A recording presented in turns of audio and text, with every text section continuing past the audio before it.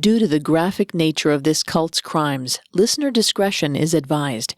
This episode includes discussions of graphic material that some people may find offensive. We advise extreme caution for listeners under 13. John Humphrey Noyes Oneida Community was revolutionary in many ways. Long before the formation of the free love movement in the 1960s, or modern ideas about polyamory, the 19th century Oneida community abolished monogamy and practiced what they called complex marriage. This meant that every man and woman in the community was married to each other. The group practiced novel forms of birth control and child rearing, freeing women to live fuller lives and contribute in more ways to the community. But this seemingly pioneering community had a darker side. Noyes exploited his position as the Oneida community's leader and created a system that forced girls as young as 11 to have sex with him. But this just scratched the surface of Noyes' troubling desires. He was a vocal proponent of both eugenics and incest. And he combined these two ideas together in the worst possible way. He believed he could produce a superior child by having a baby with his own niece.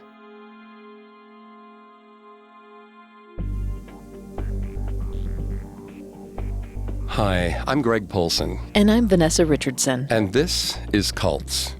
Today we're going to continue our deep dive into the Oneida community.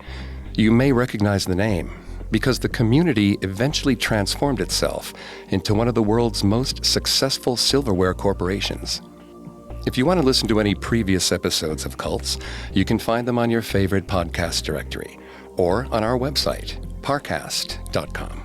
And don't forget to subscribe while you're there, because a new episode comes out every Tuesday. You can also find us on Facebook and Instagram at Parcast, and on Twitter at Parcast Network.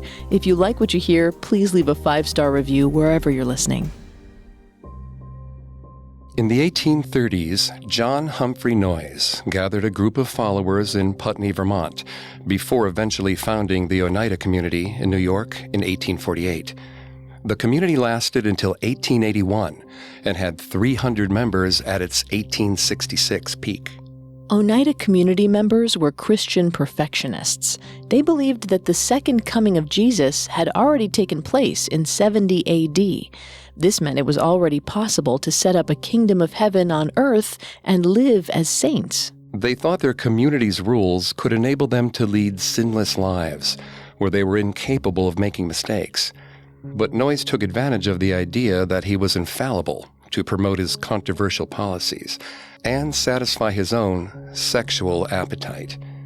In part one of our investigation into the Oneida community, we explored the early life of John Humphrey Noyes, the development of his theology, and the conversion of his early followers. In Part 2, we'll dive into the rise and fall of the Oneida community. We'll uncover how Noyes convinced his hundreds of followers to support his ever-evolving religious doctrine. Oneida's belief system included a range of innovative ideas, such as birth control and greater freedom for female members.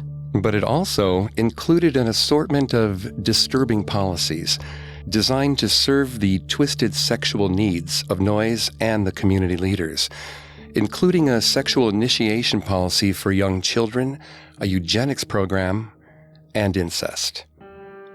In the late 1830s, John Humphrey Noyes was busy gathering followers in Putney, Vermont. He convinced his siblings to join his fledgling group and married 2 of his sisters off to 2 of his new male converts. But Noyes quickly looked to expand their ranks. Enter George and Mary Craigan, 2 early and important converts. Mary discovered Noyes' writings in the summer of 1835 while the pair was ministering to the poor in New York. Mary was entranced by Noyes' ideas about finding a way to live a mortal life without sin. And by October of 1839, the Craigans were ready to fully embrace Noyes' teachings. But Noyes was infamous in New York, and when George's work colleagues found out that the couple supported Noyes, George was promptly fired. With George's job no longer tying them to New York City, the couple and their baby moved in with a family more sympathetic to their religious beliefs. Abram C. Smith, his wife and 4 children happily made room for the Cragans at their farmhouse near Rondon on the Hudson River. The Smiths and the Cragans cohabitated well for a while, but Mary started getting spiritually restless at night. She told her husband she needed to speak with Smith about her religious troubles. The two had a number of long, private, nocturnal discussions in his study. George trusted Mary and shrugged off their meetings at first, but eventually he got suspicious. It wasn't long before George learned that Mary and Smith's late-night Bible study didn't involve a book. Smith had recognized Mary's religious gullibility. He utilized Noyes' writings about spiritual wives who could coexist alongside one's actual spouse to manipulate the married woman into sleeping with him. However, George's discovery of Mary's affair threatened to destroy their marriage. Noyes found out about the tense situation and realized he needed to keep a closer watch on his followers if he was going to keep them in the fold. He invited George and Mary to live with him in Putney. The Cragans were eager to save their marriage and quickly agreed to join Noyes in Vermont. In February of 1841, Noyes and the small group in Putney, consisting of his siblings and a handful of early followers, declared themselves the Society of Inquiry. They made it their task to, quote, make an open and united confession of this our belief, and more effectually assist each other in searching the Scriptures and in overcoming sin, end quote. They were Christian perfectionists, so ridding themselves of sin and living a perfect, godly life on earth was their number one goal. Noyes began to believe that they could only lead sinless lives by pooling their resources and living communally. In 1841, the Society of Inquiry began to communize their wealth. Noyes and his 8 siblings contributed their father's estate of almost $20,000. Noyes' wife, Harriet, contributed $16,000. John Miller gave $2,000, and John Skinner and the Cragans each gave $200. The cumulative worth would total over $1 million in today's market. Noyes was easily able to convince his followers to contribute their wealth, but not everything was going smoothly for him. Noyes and his wife, Harriet, were struggling to have children, and Harriet endured a painful succession of stillbirths. This inspired Noyes to come up with a concept he would later introduce to the community as a whole, male continence, or coitus reservatus. Male continence is similar to the rhythm method, in which a man pulls out before ejaculating. The difference is that male continence prescribes that the man should pull out early but not ejaculate at all. Noyes hoped to spare his wife Harriet the pain of losing more children. He recognized that by removing the fear of pregnancy and its potential complications, his wife could enjoy sex. But Harriet still wanted to try for children. And on July 26, 1841, Harriet finally gave birth to their son, Theodore. With his finances and personal life in place, Noyes was finally in a position to focus on recruiting new members to his community. By March of 1843, group membership had risen to 35. That year, Noyes' younger sister, Charlotte, gave birth to his niece, Tirzah C. Miller, who we'll hear more about later. In 1845, 34-year-old Noyes decided to formalize his policy of communal living. Noyes and his followers all signed an agreement, quote, for the purpose of sustaining the gospel of salvation from sin and gaining the advantages of union and combined capital, end quote. The contract delineated 2 categories of members, investors of property and time, and investors of time only. The document created a scale to measure member contributions. This way, if the community ever dissolved, they would have a plan for splitting up the communal property. But Noyes didn't just want the community to share property. He wanted them to share spouses. He just needed to come up with a religious doctrine to condone it. Noyes soon figured out a religious justification. He insisted that sex was not a sin, but rather a way to become more connected to God, and he codified this concept by inventing complex marriage. In complex marriage, every man was married to every woman, and every woman to every man. In later years, Noyes articulated the need for complex marriage as, quote, the only hopeful scheme of moral reform is one which will bring the sexes together, according to the demands of nature. The desire of the sexes is a stream ever running. If dammed up, it will break out, irregularly and destructively. And the refining effects of sexual love, which are recognized more or less in the world, will be increased 1,000-fold when sexual intercourse becomes a method of ordinary conversation, and each is married to all." End quote. In other words, the only way to live a sinless life of Christian perfection was to embrace the desire to sleep with multiple people. The Putney group was initially tentative about the whole idea of complex marriage, but in the winter of 1846, Mary Cragen's husband, George, confessed that he was interested in sleeping with Noyes' wife, Harriet. Harriet admitted to Noyes that the attraction was mutual. At the same time, Noyes and Mary were also interested in each other. Noyes organized a meeting between the four people where they all confessed their attractions to each other's spouses. Mary Cragen journaled, quote, "After these avowals, we considered ourselves engaged to each other, expecting to live in all conformity to the laws of this world until the time arrives for the consummation of our union." End quote. In other words, they became spiritually engaged to one another, with the promise of consummating these relationships once they were all in heaven, but they weren't prepared to actually break their marriage vows and sleep together before then. But Noyes decided to evolve the definition of spiritual marriage in May of 1846.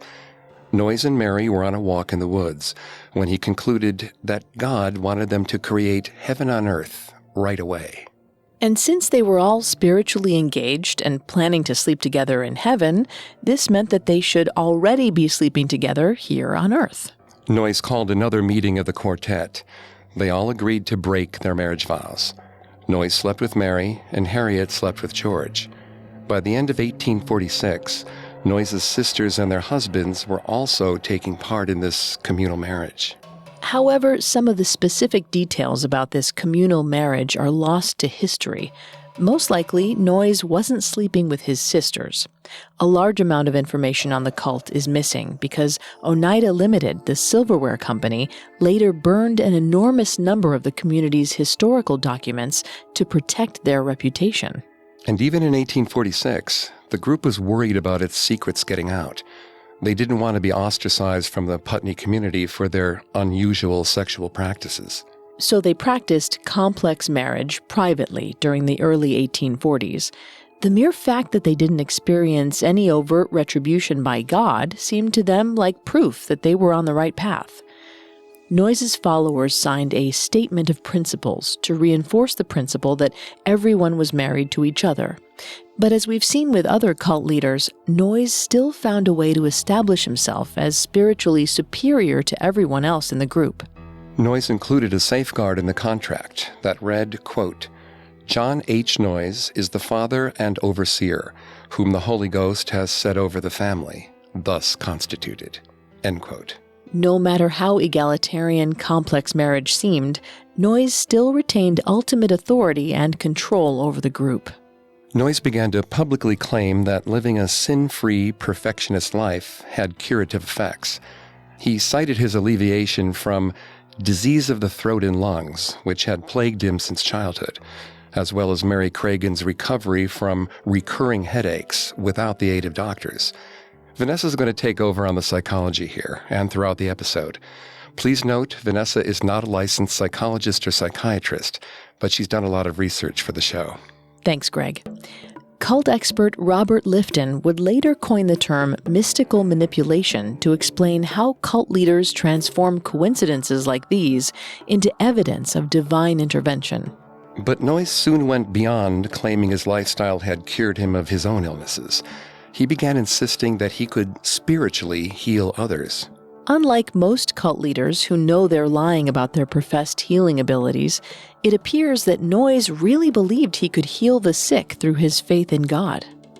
In June of 1847, he decided to prove his spiritual healing abilities to the wider Putney community by offering to aid a Putney resident named Harriet Hall. Mrs. Hall had been bedridden for years with chronic pain and near blindness. Mrs. Hall's previous treatments included the Thomsonian treatment, in which vomiting and diarrhea were induced with herbs in order to purge toxins from the body. This treatment may actually have been worsening her symptoms by dehydrating her. When Noyes and Mary Cragen visited Mrs. Hall, they ended the Thomsonian treatments and tried to heal her through prayer. Mrs. Hall reported, quote, "Mrs. Cragen raised the curtain and let in the blaze of the day. My eyes were perfectly well and drank in the beauty of the world all new to me with wonderful pleasure." End quote. It's hard to say exactly what helped Mrs. Hall feel so much better that day. Perhaps it was a combination of placebo effect and the cessation of the harmful Thomsonian treatments. But regardless, Mrs. Hall's recovery enhanced Noyes' belief in his own spiritual superiority. But not all of Noyes' healing endeavors went so smoothly. In the summer of 1847, Noyes' attempt to heal a young woman failed so spectacularly that it threatened to destroy the entire Oneida community. Our story will continue in a moment after a brief message. And now, let's continue our story. By 1847, John Humphrey Noyes had established a community of around 45 people in Putney, Vermont. As he grew more confident, he began trying to win the favor of the local residents by showing off his skills as a faith healer. In June of 1847, he appeared to successfully heal a woman named Mrs. Hall. But Noyes' healing career was somewhat short-lived. Later, in the summer of 1847, he was asked to attend to a young woman dying of consumption. Of course, Noyes couldn't actually heal her illness, and she died. Word spread, and Putney residents began to regard Noyes with suspicion. Noyes attempted to defend himself by character assassinating the dead woman. He claimed that it was the young woman's lack of faith that prevented her from getting better. Noyes couldn't bring himself to admit that he was wrong about his ability to heal the woman. He thought he was leading a sinless life and that he was incapable of making mistakes. According to cult expert Robert Lifton's concept of doctrine over person, cult leaders often come up with excuses to hand-wave or explain away events that disprove their theology. Noyes couldn't stand the fact that the citizens of Putney were doubting his healing abilities. He decided to confide in the Halls as a way of gaining their support. Since he had seemingly healed Mrs. Hall, Noyes figured that he could trust them. A few months after Noyes healed Mrs. Hall, Mary Cragen gave birth to Noyes' son, Victor, on September 6, 1847. Mary had been pregnant with Victor when she and Noyes allegedly healed Mrs. Hall, and Noyes confided in Mr. Hall that he believed the electricity generated by his and Mary's bond was what healed Mrs. Hall. Mr. Hall was seemingly receptive to Noyes' admission, but a week later, he exposed complex marriage to the Putney community. The consequences were immediate. On October 25, 1847, the local court served a writ for the arrest of Noyes for adultery and adulterous fornication. One local priest wrote, quote, "How lamentable it is that such fine talents, refined education, respectability of family, and moral influence should all be prostrated to such vile purposes." End quote. Soon Noyes' community was under threat from angry mobs. Noyes fled to Brattleboro on November 26th of 1847 to consult with his brother-in-law, the lawyer Larkin Meade. Through Meade, Noyes made an offer to officials in Putney. Noyes and the others involved in complex marriage would leave Putney if the town left the rest of the Noyes' community alone. The officials agreed, but the townspeople were still furious with Noyes' group. It wasn't safe for anyone associated with Noyes to stay in Putney. Noyes had become quite a spin doctor by this time, and once again made use of mystical manipulation. He claimed that God was showing them that they should spread their kingdom of God like dandelion seeds in the wind, so others could join. His tactic successfully persuaded the community members to follow him. By fall of 1848, everyone had left Putney to set up a new community 200 miles away on a plot of land in Oneida Creek, New York. The land was owned by perfectionist Jonathan Burt. Burt bought it from the state of New York after the state stole it from the Oneida Nation in a series of so-called treaties, the last of which was signed in 1842. It bears mentioning that the Oneida Indian Nation have filed many lawsuits against the state of New York to recover their land since the 1970s and won several cases. In spite of Noyes' claims that he cared about all people, there's no evidence that he had any qualms about settling on stolen land. He also showed no particular concern for the Oneida people who had been forced off their own land. Ironically, Noyes even commented, quote, "There's some romance in beginning our community in the log huts of the Indians," end quote. By 1848, Noyes' Oneida community had grown to 84 people. He wanted them to live under a single roof as one family, so his followers built a mansion designed by Erastus Hamilton that was 60 feet long by 35 feet wide and had 3 stories. But Noyes found that having children underfoot all the time made life chaotic at the mansion house. And as a way of maintaining control over his group, he developed the concept of sticky love. Sticky love referred to any strong attachment, whether it was a lover, a parent, child, friend, or even leisure activity. Noyes claimed that stickiness was damaging to the communal spirit. He likely felt threatened by sticky love since followers who formed close familial bonds might become more attached to each other than to Noyes and the community. In fact, Noyes was so threatened by the natural bonds between his followers and their young children that he came up with the concept of philoprogenitiveness. According to Noyes, this concept meant parents' natural love and preference for their own kids undermined the communal nature of Oneida. In an attempt to weaken the bonds between the parents and the children, Noyes ordered his followers to move all of the kids into 2 houses, collectively called the Children's House. A small number of the community's men and women were chosen to raise and educate all the children. Mothers cared for their babies until they were 18 months old, and then the toddlers joined the other children at the Children's House.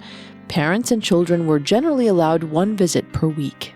This system did have some benefits. Male and female caregivers shared child-rearing duties equally, an uncommon occurrence even in modern times. Relieved of the burdens of constantly caring for their children, women in the community were free to pursue other activities. Women helped with traditional men's work, like construction, and men helped with traditionally women's work, like laundry. But there are potential downsides to raising children in an institutionalized setting.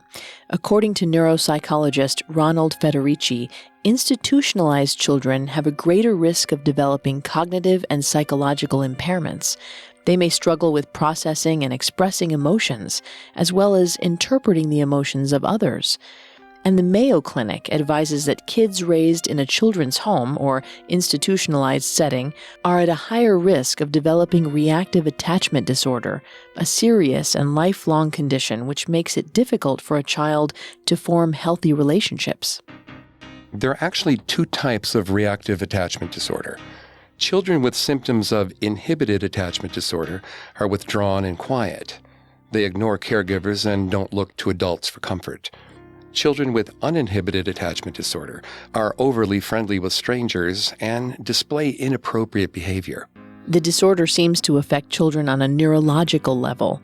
A 2015 study found that children diagnosed with reactive attachment disorder had less gray matter in their left visual cortex than children without the disorder. Not only were the children at Oneida discouraged from forming strong attachments to their parents, they were also actively discouraged from forming exclusive friendships. They weren't even allowed to bond with their toys. One account describes how kids considered too attached to their dolls were forced to throw them in the fire. The adults in the community also struggled to cope with the forced separation from their children. One mother outright pleaded with her son to tell her that he loved her when they were alone together. He later vividly recalled, quote, "how tightly she held me and how long, as though she would never let me go," end quote. But Noyes wasn't just concerned about breaking the bonds between parents and children. He was also worried about the bonds between married couples. New married converts at Oneida were encouraged to rid themselves of the marriage spirit by having sex with other people in order to fully join the community's complex marriage. Husbands were encouraged to set up a meeting with their legal wives and another man she was interested in having sex with. These meetings frequently led to interviews, a euphemism the community used for sexual encounters. By weakening the bonds between husbands and wives, parents and children, Noyes was ensuring that his followers depended on him and the community instead of each other. And with the community reliant on him, Noyes was able to manipulate his followers into altering the community rules so that the community better served his disturbing psychological and sexual needs. In 1851, Noyes delivered a lecture with the, quote, practical suggestion of ascending and descending fellowship. The elders of the community were now going to provide sexual instruction to the preteen and teenage members of the community. Conveniently for Noyes, he was the principal elder in the community. The other elders were men and women in their 50s and 60s. Noyes claimed that by having sex with the children and teens, he and the other elders could bring them closer to God. He called this process initiation. Disturbingly, some of these children deemed ready for sex with older adults were as young as 10 years old. Even more disturbingly, Noyes made himself the point man for initiating the community's young girls. And while Noyes may have used euphemistic language at the time, today we can only describe Noyes' initiation process for what it is, the rape of a child. And as Noyes initiated many of the young girls, the boys were initiated by postmenopausal women.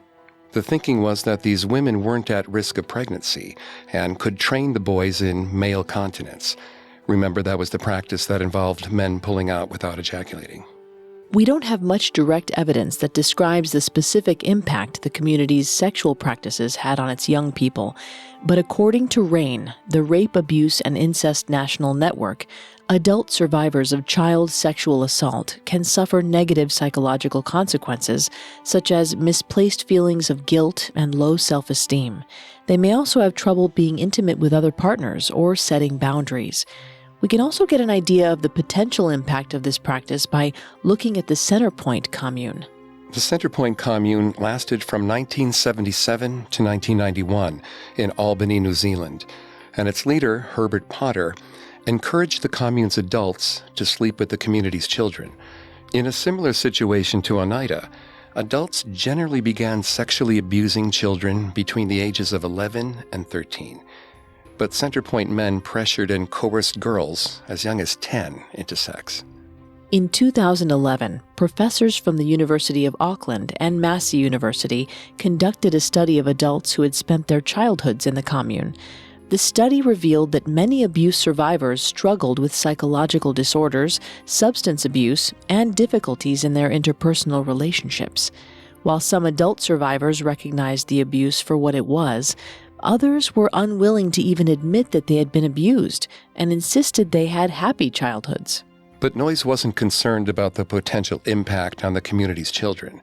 On the contrary, he focused on expanding his community and spreading his commune's practices.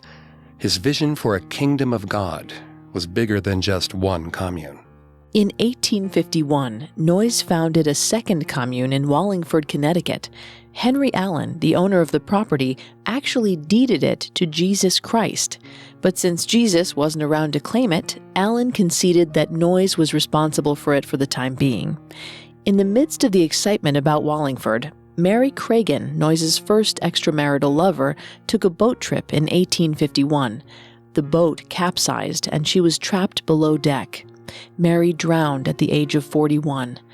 This was a massive blow for Noyes, but he soldiered on, determined to expand his kingdom of God. He threw himself into establishing new communes. By 1853, Noyes had additional functioning communities in Brooklyn, Newark, Putney, and Cambridge. There were nearly 200 active members. The existence of additional properties meant that community members who grew too attached to each other could be sent to other compounds, like Wallingford, and isolated from each other. Noyes was essentially creating an astounding level of what cult expert Robert Lifton describes as a milieu control, which refers to control over a follower's environment. But Noyes' efforts to isolate his lovelorn followers and prevent them from becoming emotionally attached to each other weren't always successful. For example, Noyes wrote to follower John Norton, quote, I do not wish you to forget her, nor to love her less. But cannot you love her without claiming her, and quarreling with us and with God about her, and almost shooting yourself on her account? This is not the right kind of love." End quote. As a way of keeping Oneida followers focused on the community instead of each other, Noyes introduced a practice called mutual criticism. The practice was rooted in the purification procedure Noyes learned from his missionary classmates when he was studying at Andover. At Oneida, most sessions of mutual criticism were at the request of their subject. Frequency ranged from once a month to several times a year. On occasion, a session was prescribed as a curative measure for a community member who others felt needed extra help.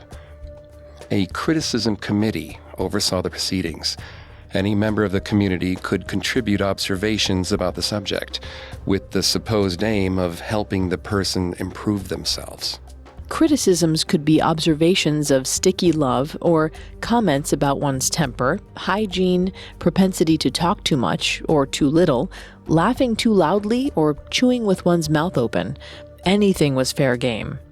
Author Wayland Smith writes, quote, "Mutual criticism sought to ferret out the secret recesses of both body and soul that remained outside the healthy circulatory loop of the larger community, dissolving every particle of the self into the living unity of the whole."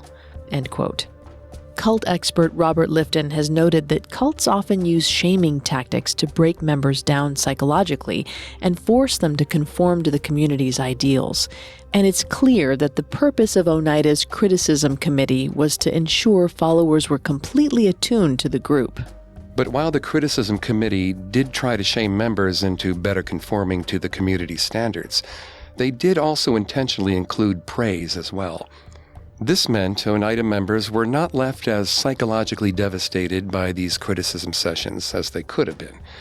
It seems committee members genuinely thought they were helping members improve their moral character. But Noyes needed to do more than convince members to adhere to the group's values for Oneida to succeed. His community wouldn't survive unless he and his followers created sustainable businesses. In the early years of the community, Oneida's members tried to grow orchards. By the early 1850s, they dumped $47,000 into their orchard project. But bad weather hit and frostbite took out their entire crop. The community had no way to make money. If Noyes didn't act fast, his entire commune was going to collapse. We'll return to our story in just a moment. And now, back to cults. In the early 1850s, John Humphrey Noyes and the rest of the Oneida community had nearly exhausted their savings trying to cultivate their orchard. After they lost their crop to inclement weather, Noyes scrambled to figure out a way they could support themselves. Luckily for Noyes, a trapper named Sewell Newhouse was among the Oneidan ranks. He was known for making excellent hand-forged traps. Noyes gave the go-ahead to shift focus and try to capitalize on Newhouse's traps. Noyes was controlling, but he was also smart and flexible enough to switch gears when necessary to help Oneida survive. The members of the community put their heads together and figured out ways to produce the traps in bulk. For example, instead of tempering the springs by hand at a rate of a few hundred a day, they developed a revolving oven that allowed them to temper 8,000 to 20,000 per batch. They went from producing 1,500 traps a year when they started to 100,000 by 1860. The financial success of the trap making allowed the community to thrive. By 1861, the Oneidans numbered 250. They needed more housing and built the New House, a mansion over twice the size of the original. But as Oneida prospered, America was torn apart by civil war. The Oneida community sat between two counties, and it fell through the cracks of the draft, because each county thought the community was part of the other's domain. Though a handful of Oneida men enlisted to fight for the Union, Noyes no longer cared about the abolition movement or freeing black men and women from slavery. Instead, the community paid a suggested bounty for most of their men to ensure they avoided serving in the war. The community also paid bounties for a number of townsmen in order to curry local favor. The locals generally disapproved of Oneida, but community money and provision of jobs went a long way towards softening relations. As the Civil War raged, the comparatively peaceful life of the Oneida community continued to attract new members. But among those new members were dangerous predators. In 1863, William Mills joined Oneida with his wife and 3 children. William was eager to participate in the community's practice of complex marriage, but community women found him repulsive. They consistently rebuffed his attempts to sleep with them. So William decided to target a more vulnerable population, the community's young girls. He used the classic grooming techniques of a sexual predator and initiated conversations about sex with girls by taking advantage of their desire to feel grown up. He also used his job in the kitchen to prey on children. He'd offer young girls special treats and get them drunk on wine he'd made in order to gain their trust. When the community learned that William was preying on the community's children, they convened meetings to figure out what to do. They'd never kicked anyone out before, but eventually they voted to get rid of him. In 1865, William was thrown out a window into the snow. He was the only person ever forced to leave. Noyes, rather hypocritically, later referred to Mills as a licentious scoundrel. But while Noyes may have found Mills abhorrent, he had no qualms about his own predatory behavior. Noyes didn't just appoint himself as the first sexual partner of the community's young girls. He groomed his own niece, Tirzah Miller, into becoming his lover. Under the guise of religion and familial love, Noyes normalized incest. It was relatively normal in the mid-1800s for cousins to marry each other. But Tirzah grew up believing it was perfectly acceptable to have sex not just with her cousins, but with her own uncles. According to Dr. Richard Cluft, quote, incest is considered abusive when the individuals involved are discrepant in age, power, and experience, end quote. Noyes was the most powerful member of the Oneida community and 32 years older than his niece. He was clearly abusing his position to sleep with his sister's daughter. Dr. Cluft notes that victims of incest suffer from a wide range of psychological effects, and some feel obligated to play a role pleasing to others. This was certainly the case with Tirzah. She was conditioned to believe that, if asked, she had to sleep with any man who requested her, even if she didn't want to. It wasn't until 1869, when she was 27, that she apparently realized she could refuse sexual encounters. In a diary entry in 1869, Tirzah wrote about how she met with Noyes to have sex, but was not in the mood. She explained to him that she'd recently had sex with too many men she wasn't attracted to.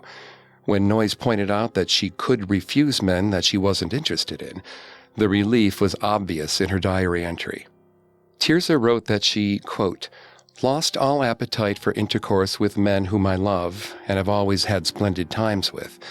I felt that it was at great expense to me and was taking all the romance out of life. But I didn't know what to do and thought I was doing my duty. Oh, I feel so relieved. I hardly dared to hope I need do nothing in this line but what I felt an attraction for, end quote.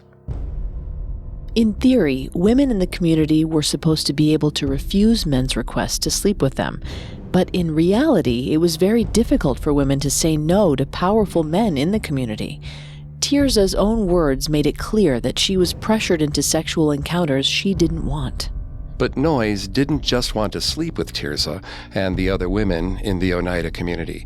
He wanted to breed them like cattle. In 1869, he decided to launch a primitive, decade-long eugenics experiment he called stirpiculture, and convinced 53 women to let him choose their reproductive partners. Noyes believed that if the members he deemed most spiritual had children together, those children would be spiritually superior. He thought the spirituality would be fixed in their blood, and that those children would become immortal. Of course, Noyes thought he was the most spiritual person in Oneida, and his own bloodline should be amplified as much as possible. So it should come as no surprise that he selected his nieces, Tirzah Miller and Charlotte Miller, as well as his own daughter, for his eugenics program. It seems unlikely Noyes ever slept with his own daughter, but Noyes was certainly interested in producing children with his nieces. Noyes personally fathered 10 of the 62 kids born of stirpiculture, and a full 50% of the children produced through his eugenics program were related to him. Tirza Miller was manipulated into believing it was normal to have children with her uncles. We know as a fact that she had a child with her uncle George, Noyes' brother. But Noyes didn't just encourage his niece to continue their incestuous relationship. He also used her as a bargaining chip. In 1873, Noyes wanted to keep a skilled mechanist named Edward Inslee from leaving Oneida. So he offered 32-year-old Tirza to Inslee as a childbearing partner for the eugenics program. Despite being used as an enticement, Tirza went along with her uncle's machinations. She not only became pregnant with Inslee's child, she fell in love with him. But Noyes was still possessive of Tirza and unwilling to give up their incestuous sexual encounters. So he manipulated the community's rules again in an attempt to isolate Tirza and Inslee from each other. Noyes decreed that men should no longer care for the pregnant woman they were having a child with. This meant Inslee and Tirza needed to separate. While still pregnant with Inslee's child in January of 1874, Tirza made it clear in her diary that Noyes didn't want to give up his control over her. She writes that Noyes said, quote, "How do you know but I shall have a baby by you myself?" said he. I told him I should like that. He said he believed it to be his duty, and that he had considerable curiosity to see what kind of child we should produce. He said to combine with me would be intensifying the Noyes' blood more than anything else he could do. End quote.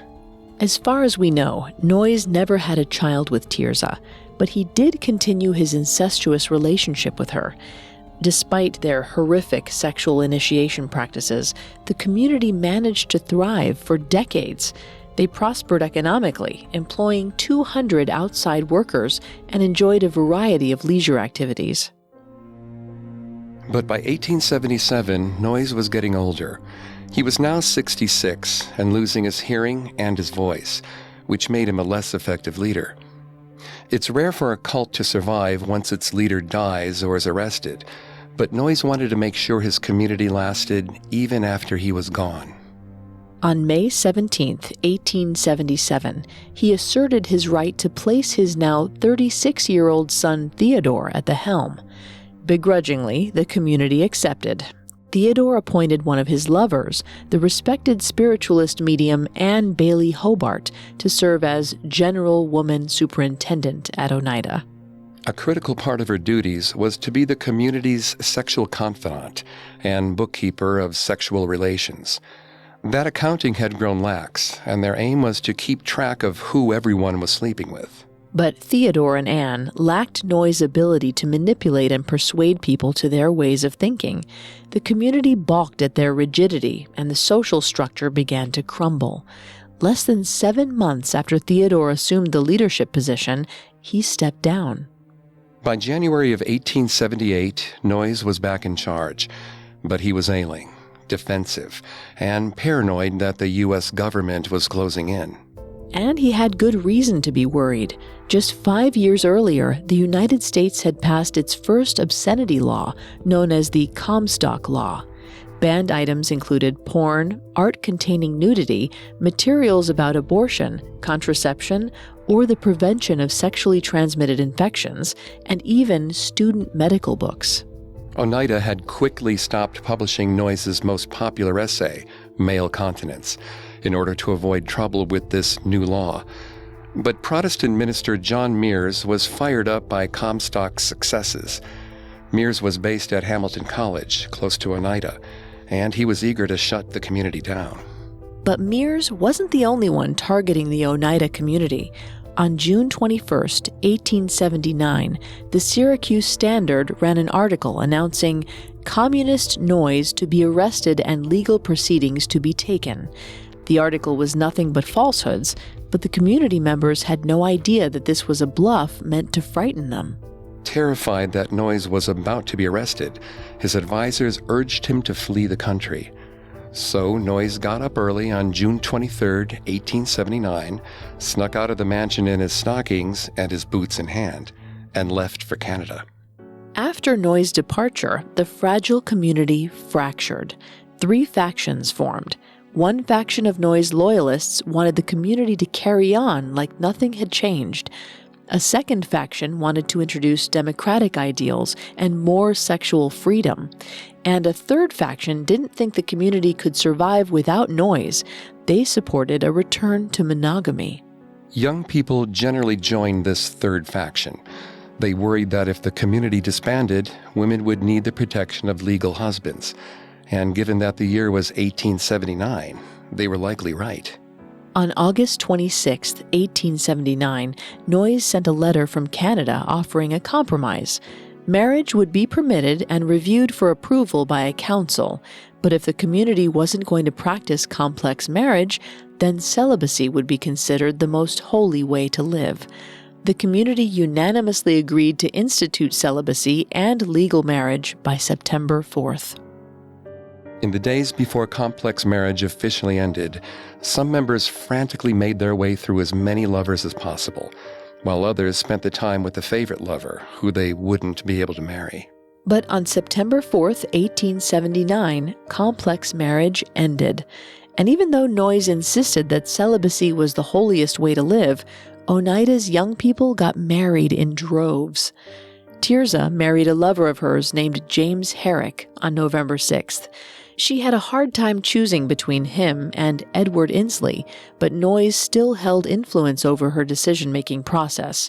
Ultimately, she went with the man Noyes liked better. Inslee kept trying to see Tirzah anyway, but she refused him and eventually told him he should marry someone else. After a July 18, 1880 resolution the following year, arrangements were then made to divide Oneida's wealth and property amongst the community members. This was truly the end of Noyes' commune. Many of Noyes' former followers continued to live at Oneida, but they no longer shared everything between them freely. They became picky about their friends returning tools they once happily shared. Even though he was no longer under threat of arrest, Noyes remained in Canada.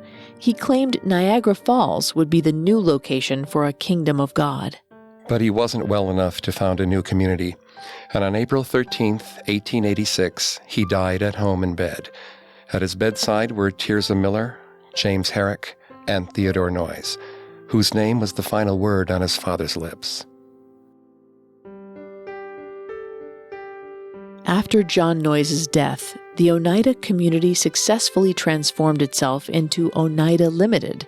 In the 20th century, they became famous selling silver-plated flatware, and ironically, a very conventional idea of the American family.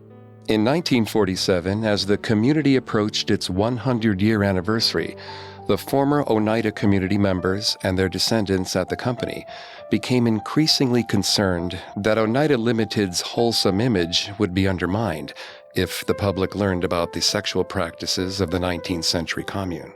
So in 1947, corporate officers filled a truck with documents from the Oneida archive, transported them to the local dump, and burned them to ash. Much of what is known about John Humphrey Noyes and Oneida has been gleaned from his personal writings, surviving community records, and the letters and diaries of other members of the Oneida community. We'll never know what dark secrets were scrubbed from history in the 1947 fire, leaving us to forever wonder what Oneida's descendants didn't want us to know about John Humphrey Noyes and his community.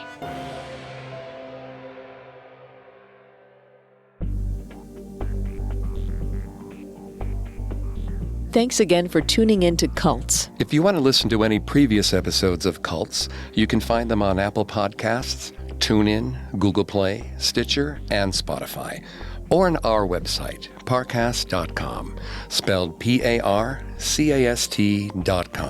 If you like what you hear, please leave a 5-star review or tell us what you think on social media. We're on Facebook and Instagram as @Parcast and Twitter @Parcast Network. It seems simple, but it really helps our show.